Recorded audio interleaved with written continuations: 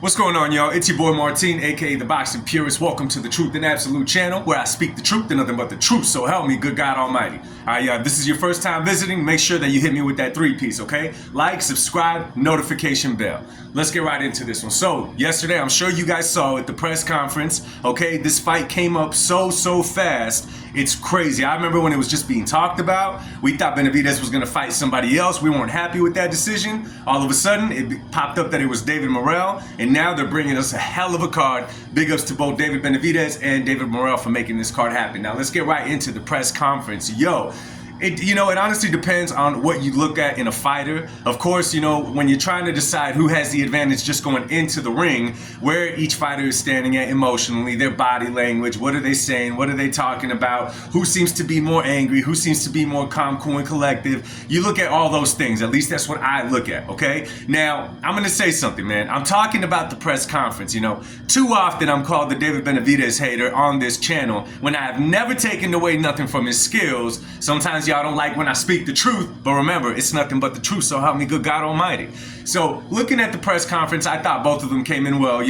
Morrell said what he had to say. He even finished it with a little heart, peace and love, or whatever he wanted to do, which I thought was cool. I mean, they're already at the fight. It's already built up. I don't think that anybody decided they were going to watch the fight yesterday because of the press conference that wasn't already planning on watching it a month before. The buildup has already been there. David Benavidez has a good little buzz going right now with his name. People want to see him fight. Obviously, I think it's because they want a potential clash between him and Canelo, but whatever, this fight is here. Now, body language of both fighters, it depends on what you're looking at. I go and I study the comments on all the videos that I watch, on all the things that I'm seeing on, different social media platforms. I look at all of that and I'm paying attention to what the people are saying. Not necessarily on Benavidez' page, because it's obviously going to be pro Benavidez, and not necessarily on David Morrell's, because it's going to be all pro Morrell. I just kind of look at the ESPN, everybody else except for theirs, because those are going to be super biased with good reason. It's their fans, they should support them.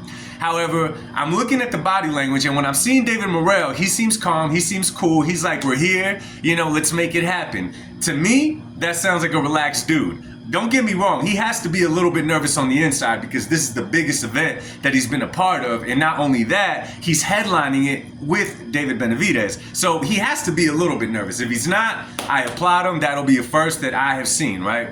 Benavidez' side. Now, this is the part, okay, y'all? This is the part that hits me wrong, okay, about David Benavidez and how he carries himself to build up a fight, which is the excuse that everyone uses. Now, let me take you on a trip down memory lane. When you go back to the press conference between him and Caleb Plant, everybody was taken by storm by the way that David Benavidez and his dad, Jose Sr., were acting at that press conference, because it's one thing to talk crap to build up a fight, and it's one thing to just come across like thugs that crash the press conference and are just talking crazy like thugs, okay? Now, I know everybody makes excuses. That's the street stuff. That's this, that. Listen, there's a way to build up a fight without sounding like that. So, for example, after David Morrell said what he had to say, he did the whole peace and love thing, David Benavidez comes and he thanks God, as they both should, but then, you look to David Morrell and you start attacking the fact that he said peace and love. Then you start talking about, what happened to the tough guy that's talking trash?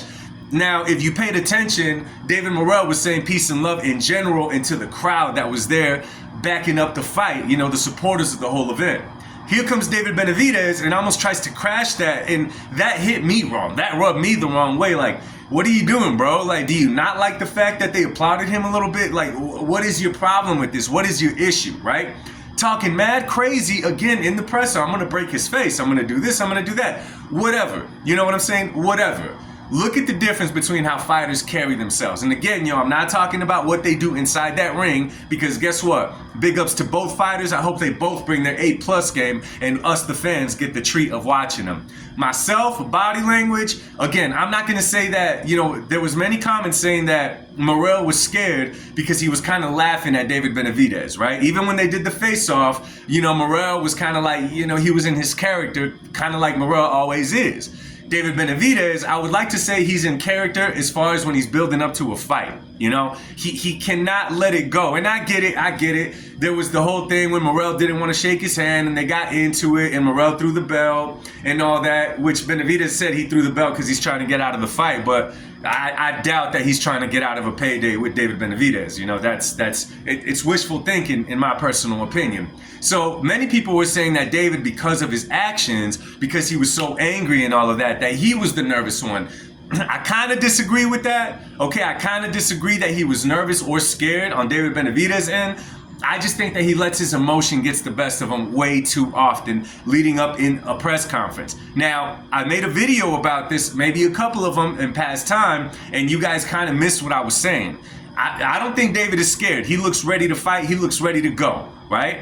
However, when you let your emotions get the best of you, and this is what I pointed to, if he does that inside the ring, it's a clear advantage for David Morrell as far as that part goes, is what I meant. Because when you're going in there to go break somebody's face, unless your game plan is to break their face, like let's study that in camp, let's break his face, then okay. But I doubt that was the game plan walking into this. I'm assuming that their plan is way more strategic than simply, I'm gonna go in there and beat this dude up, right? I mean, one would assume coming from two professional fighters. So I don't think either David is scared, right? They both have to be a little bit nervous, more so Morrell, because he's not used to these type of events. David Benavidez has been a part of a few of these already, but I don't think none of the fighters are scared. If I could take anything away, I would say that David Benavidez is allowing his emotions to get the best of him, in which I'd have to assume that somehow David Morrell was able to get into his head. Right? Now, I could be wrong, right? I could be wrong. Anyways, y'all, let me know what y'all think in the comments section, man. Let's talk boxing. And tonight, Friday night, yo, it's the day before the fight, 8 p.m., God willing, I'll be here. We're going to go live, and we're going to be talking about the fight tonight. So, y'all enjoy your day. Do whatever you got to do, but make sure that you're here tonight at 8 p.m. Much love. God bless y'all. Talk to y'all soon. Peace.